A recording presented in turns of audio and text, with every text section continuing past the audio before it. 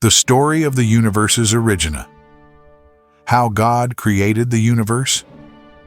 Imagine yourself standing before an endless void, no time, no light, only emptiness and enveloping darkness. Yet, amidst this profound silence, a voice speaks, a voice of immense power, transforming everything. This is the moment of creation's inception, when God embarked on his wondrous journey to create the universe. You will be guided step by step, from chaos to perfection, from darkness to light, to uncover the origin of everything around us. Join me on this journey, where every word, every act of God, carries the power to reshape the cosmos.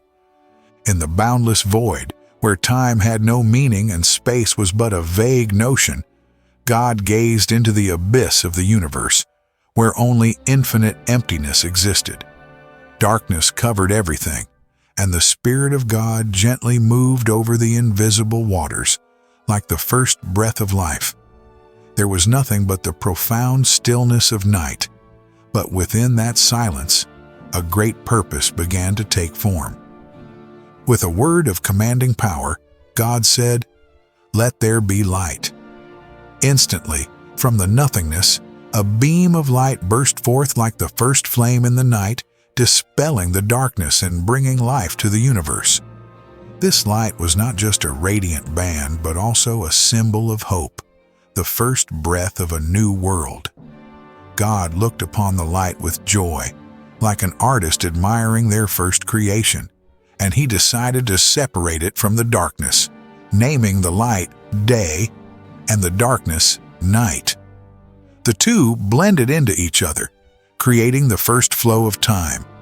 With an evening and a morning, this was the first day. But this world needed more than just light and darkness.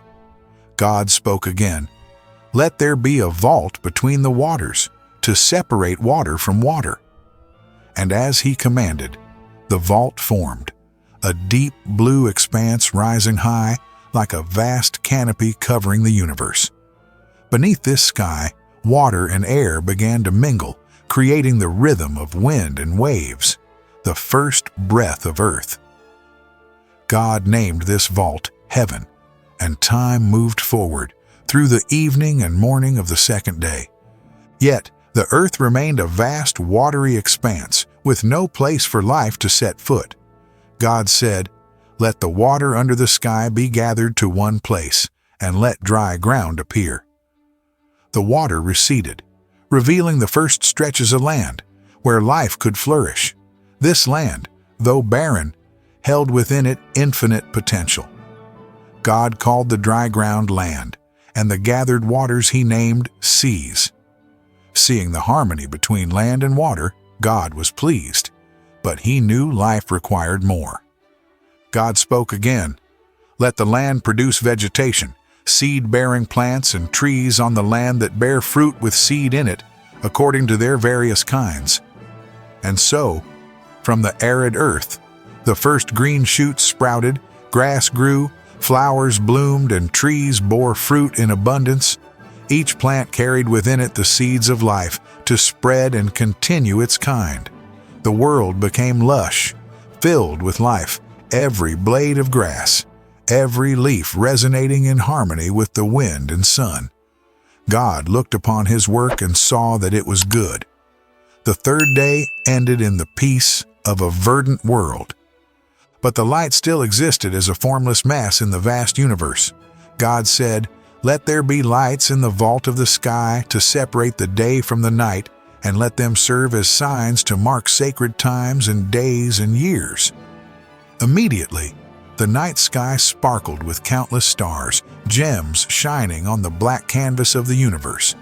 And at the center, two great lights appeared, one to govern the day, the sun, and a lesser light to govern the night, the moon. The stars, with their faint yet enchanting light, began to dance across the night sky, creating a masterpiece no artist could replicate. God saw that it was good, and the evening and morning of the fourth day passed. Now, with the light established, God turned to filling the seas and skies. He said, "Let the water teem with living creatures, and let birds fly above the earth across the vault of the sky." As if by magic, the oceans came alive with countless creatures, from tiny fish to great sea monsters, all dancing in the cool waters. In the sky, the first birds took flight, soaring and singing, welcoming the new world. God smiled upon them as they multiplied and spread, and He blessed them, urging them to be fruitful and fill the earth and seas. With an evening and a morning, this was the fifth day. On the land, God did not stop there.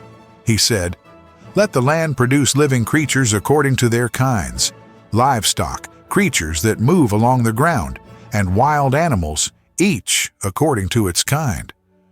Instantly, from the earth, the first creatures emerged, herds of mighty beasts, gentle livestock, and even small reptiles all stepped forth, breathing the fresh air and exploring the new world. Each species had its own beauty, its own role in the ecosystem God had created.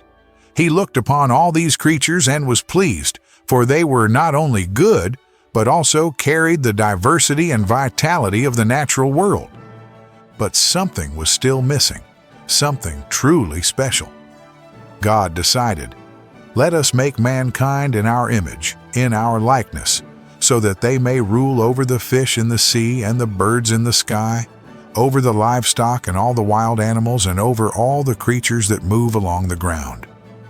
And so, the first humans were created, not just from the earth, but also in God's image and spirit. Humanity was not merely physical, but also endowed with thought, emotion, and soul, qualities that enabled them to understand and love the world.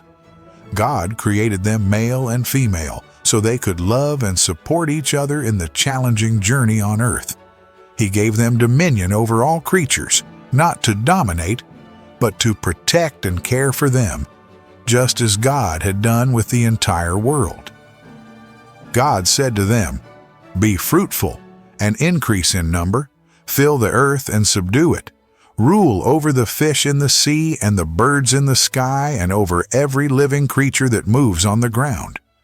He provided them with everything they needed to live and thrive: lush fields, sweet fruits, and refreshing waters from rivers and seas. All were gifts from God, so humanity could live in peace and prosperity.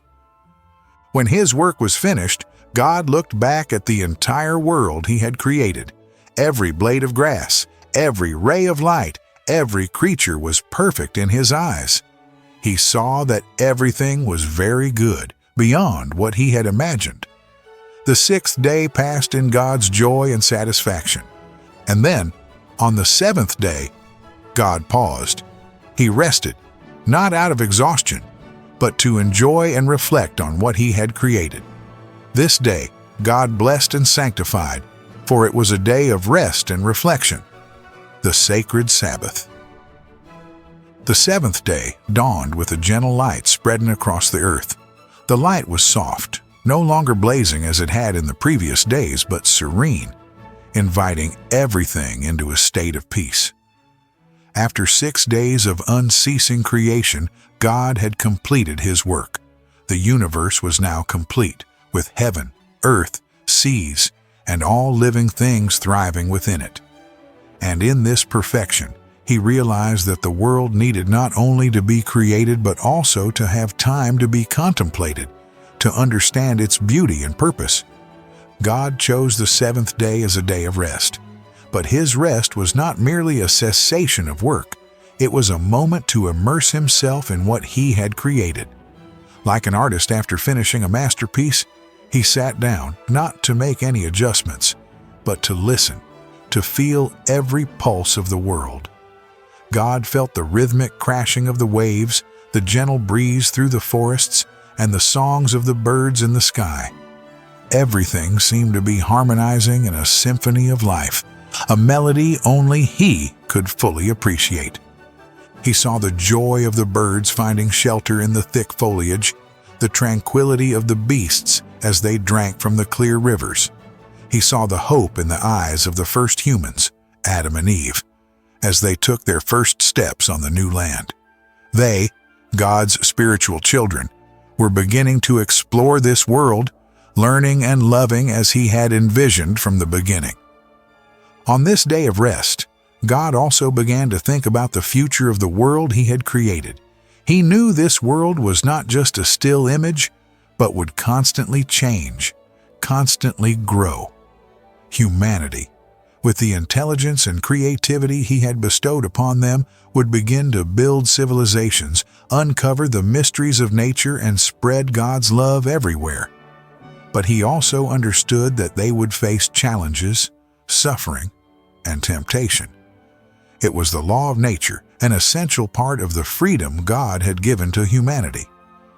In the serenity of the seventh day, God decided to bless this day, making it holy, a day when all living beings, especially humans, could pause and reflect on life, the world around them, and themselves. The seventh day became a symbol of rest and renewal, a time for people to reconnect with God, with their families, and with their own souls. And so, in that tranquil time, God sat by the sea, listening to the gentle waves. He gazed toward the horizon, where the sun was slowly setting, casting a golden glow over the waters.